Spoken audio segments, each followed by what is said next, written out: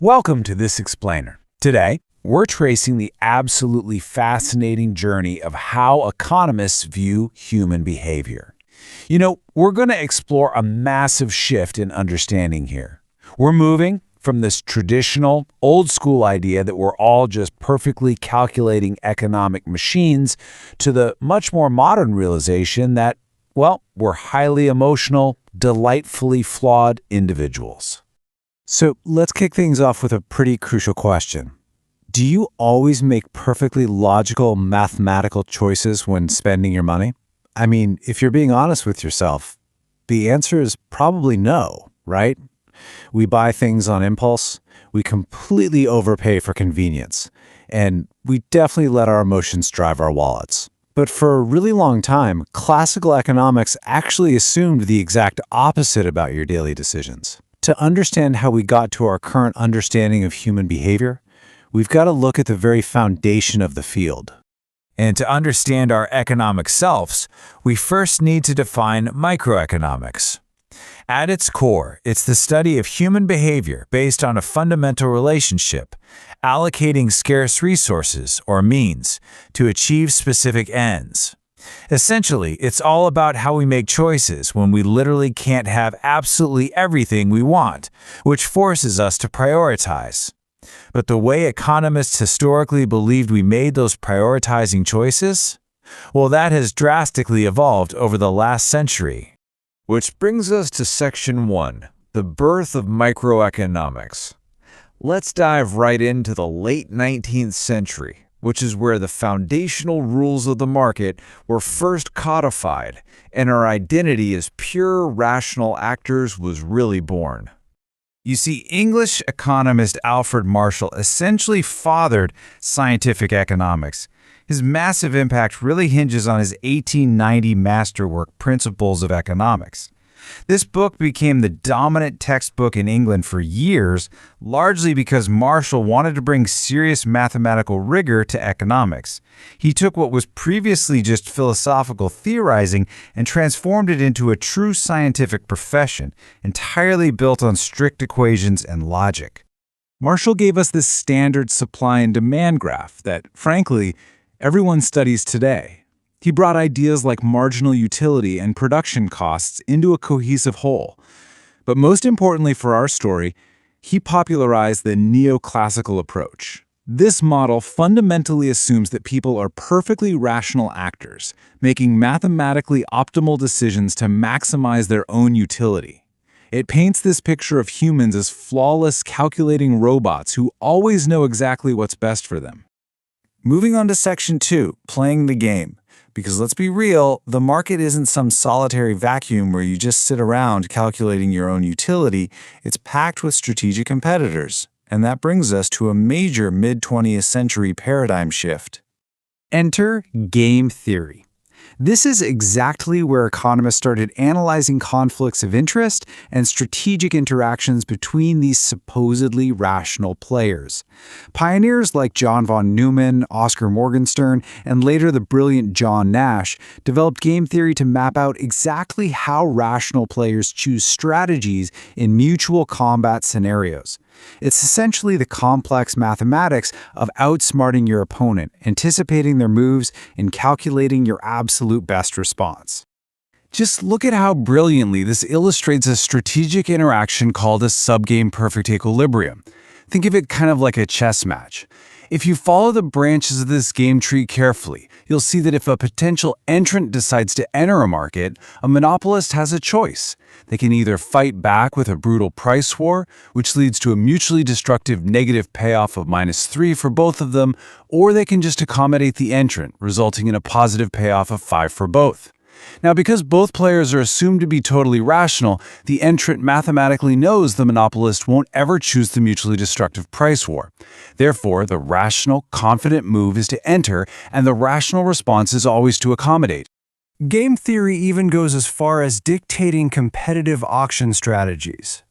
In an English auction or a second-price sealed bid auction, the mathematically optimal strategy is simply to bid your true value. Simple enough, right? But you've got to radically shift your strategy for Dutch or first-price sealed bid auctions. In those specific scenarios, game theory proves you should strategically shade or hide your true valuation to acquire a higher surplus. It's a perfect logical strategy, assuming, of course, that everyone involved is acting like a flawless mathematical computer that never ever gets caught up in the emotional thrill of a bidding war. And that assumption brings us straight to Section 3, the behavioral twist. Because the crucial point here is that classical models assumed humans act rationally to maximize utility, right up until the late 20th century proved that we absolutely do not. There's just a stark contrast here between the old school and the new school. On one side, we have the neoclassical ideal. Perfectly well-informed, purely self-interested, perfectly rational individuals making optimal choices. But behavioral economics completely dismantled this assumption. Researchers started looking at actual empirical human behavior in the real world and realized humans are deeply subject to emotion, high impulsivity, and we're heavily influenced by our environment. We aren't robots. We are wonderfully, predictably irrational beings. Pioneers in this field, like Daniel Kahneman, Amos Tversky, and later Richard Thaler from the University of Chicago, identified some very specific cognitive biases that actively drive our irrational economic behavior. Take bounded rationality, for instance.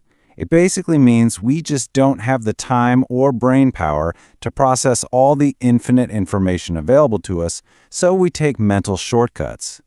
Then there's bounded willpower, which perfectly explains why we might really want to save for retirement, but impulsively buy a massive new TV instead.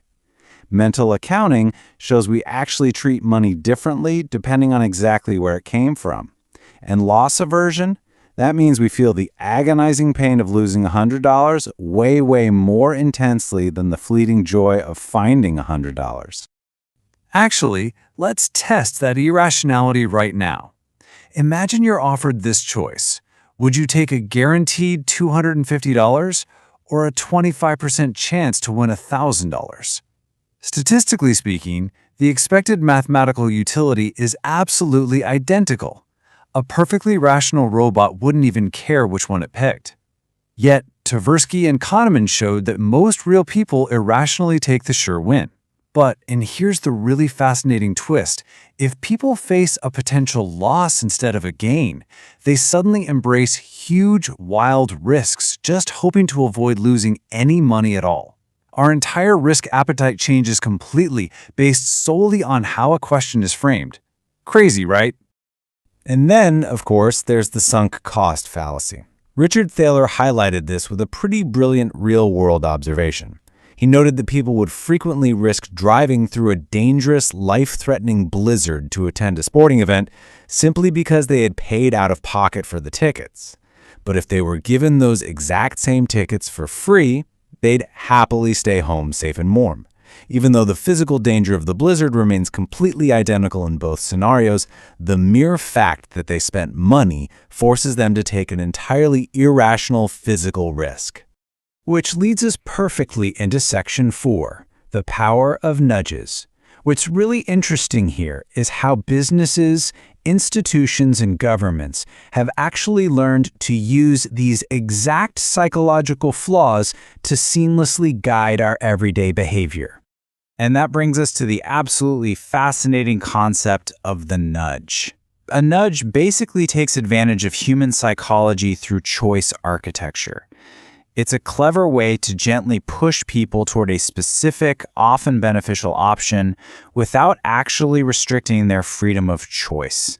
You aren't banning bad choices, you aren't creating new, heavy-handed laws, you're just making the desired choice much, much easier for our deeply flawed, impulsive brains to instinctively select. And this concept translates into some incredible real-world applications. Consider how simple but effective these strategies really are. Simply placing healthy fruited eye level in a cafeteria nudges students to eat better without outright banning junk food. Or automatically enrolling employees in a 401k and making them deliberately opt out rather than opt in. That drastically increases retirement savings because it bypasses our bounded willpower. And By making organ donation an opt-out standard practice, nudges radically change societal health outcomes and save countless lives without a single new legal mandate. This powerful concept is known as libertarian paternalism. It's libertarian because you always still retain the absolute freedom to choose, but paternalistic because the choice architect is explicitly guiding you toward what they think is best. It's beautifully summarized by Nobel laureate Richard Thaler's motto, "If you want people to do something, make it easy." Honestly, it completely flips Alfred Marshall's 19th century assumptions totally on their head. We don't need to be forced into complex math to make the right choice. We just naturally follow the path of least resistance. So, as we wrap up this explainer on the evolution of the economic human, from Marshall's perfectly calculating machines, straight through the strategic battlefields of game theory, right down to our highly emotional, predictably irrational behavioral selves, take a closer look around you. Ask yourself, who might be designing the choices you make today? And honestly, more importantly, which direction are they nudging you?